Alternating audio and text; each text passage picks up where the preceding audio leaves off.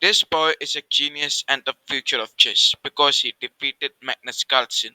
And now you might be asking, how? So let's jump into it. Now, Magnus Carlsen was playing as black and Dennis was playing as white. Now, this 18-year-old played d4 and Magnus Carlsen plays knight f6. He decided to play c4, the queen's gambit, where Magnus Carlsen plays e6. Now, this is the Indian game, East Indian defense, where white plays knight to f3. Bishop comes to b4 check and bishop d2. Both were playing book moves and bishop takes on d2 check, queen takes back and then d5. Now he wants to attack towards this important pawn, which is already trying to attack towards the center. White's played an amazing move e3. Now why e3? Because the bishop is supporting this pawn. So if black will take it, then white can take it back. Well, so e3 was a very important move. And black plays castling, where Danish decided to play knight c3 like he is adding a pressure towards the center. Queen comes to e7 by Magnus Carlsen. Now, what we can understand is he want to like play the rook at d8 and add up support towards the center. That's why. So c takes d5 where black takes it back and then bishop comes to d3. Now, as I have highlighted, attacking towards this important square and at the same time making space for castling. Now over here, Magnus Carlsen plays c6 like he is adding a defender to the pawn. White decides to castle and then Magnus plays knight b to d7. Now white played queen c2. He wants to add up more and more pressure at the pawn. He can even play the knight at g5 and can add up more pressure.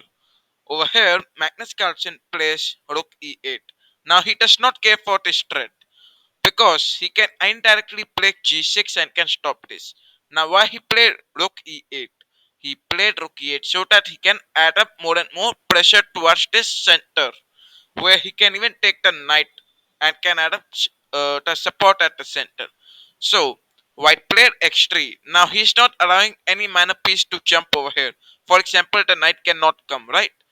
Knight came to e4. Now knight at the center, as I told you, the rook queen both are supporting it, and at the same time this pawn is also supporting. So over here, white played a troubling move, and that is b4. Now you might say, yes, that's a free pawn. Black could have taken it, right? Magnus Carlsen does not take it. Now let me show you why. Because if you decide to take it, yeah, this is an inaccuracy. Why? You will take this knight, he will take it back, he will take it back. Now you gain the control at the center, and at the same time you are having attacks towards this, right?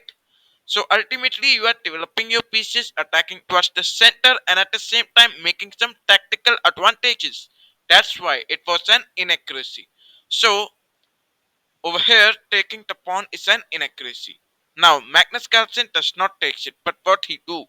So Magnus Carlsen understands that he want to play b5 and attack. Then he plays a6. Now why a6? So that he can control this.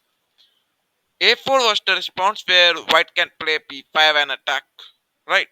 Now knight to f6 was the response for opening up the bishop and add up the support at the center. b5 and then c5.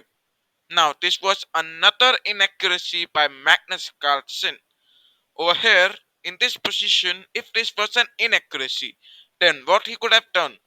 So a simple way was to take this pawn, where this was a very easy response. Well, Magnus Carlsen does not takes and moves c5. Now with the move c5, white does d-take on c5, where knight takes it back and then he now have a open diagonal. So bishop to e2 was the response, which was an inaccuracy. Now we can say this was an inaccuracy because we already have this important diagonal. And he might have thought that this knight is attacking this important bishop. That's why he played bishop back to e2. Hmm. So black decides to play a5 and he's declining the trades. Knight to d4 was the response where he took the knight at the center and this was an inaccuracy. Meanwhile, in this position, if we consider what he could do, So in this position, a very easy response is playing this rook to c1 and like add up more and more attackers. Now why not this rook over here? Because the knight is attacking towards the pawn. That's why. So rook f to c1 is an important move. Now knight came to d4 and then bishop d7, where this was white's turn and white decides to play bishop f3. Now the knight, the bishop both are attacking this. So this was Magnus' turn and Magnus plays queen d6 and defend this pawn with the knight and the queen. White played rook f2 d1 for he can like take this knight back and can add up attackers. That's why. Over here, rook a to c8 was the response and then queen come to b2. Now this was a mistake. Well, so black played b6. This was a miss. In this position, queen b2 was a mistake. b6 was a miss and then rook a to c1. Now this is an inaccuracy. Once again, this rook should not come over here. Why? Because now he is having an attacker and white lost the attacker. Like this rook was defending this pawn, but he lost the defender. Now rook a to c1 and then x6 was the response. White played knight d to e2 and then queen come to e5. Now this was an inaccuracy. What he thought was he thought that he could attack towards this diagonal. Well, so this was white's turn and white played bishop takes d5. Knight takes on a4 was the response. Now Magnus Carlsen thought like knight can even take it, right? And knight takes on a4 is the best move where white played it. Rook takes on c1 by Magnus Carlsen. Knight takes on c1 and then knight takes d5. Now after this move, white played a great response. Queen takes on e5 where rook takes it back and then f4. Now he is attacking this rook. If rook will take the pawn, then he will lose the knight. So ultimately he has a greater attack towards the rook.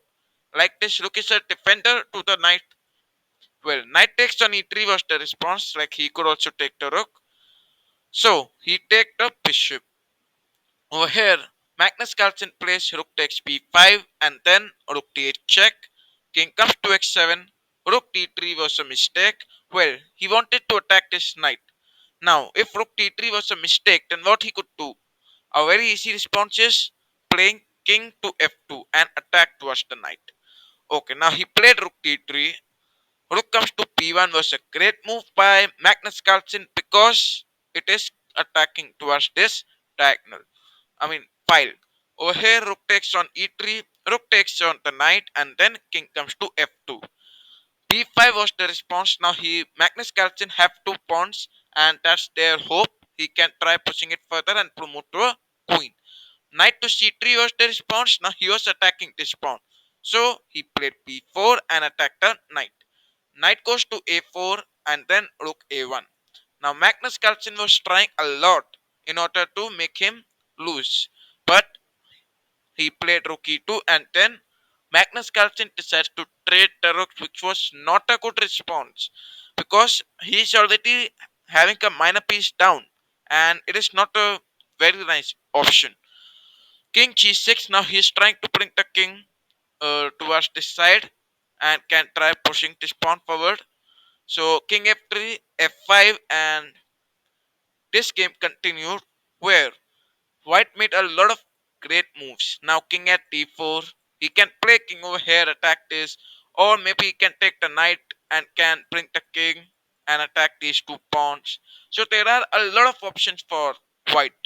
G takes on f4, he take back and then he played king x4. Now Magnus Carlsen is trying to make a way, like he can take and can allow this pawn to be pushed. So king e5 and white allowed Magnus to take it, where Magnus Carlsen got busy in promotion, but ultimately knight came and gave a check. And now there was mate in just 7 moves. So Magnus Carlsen realizes and Magnus Carlsen resigns the game. And that was the masterpiece of the 18-year-old. If you enjoyed the video, then do like the video, and if you are the new one, then I request you to subscribe the channel.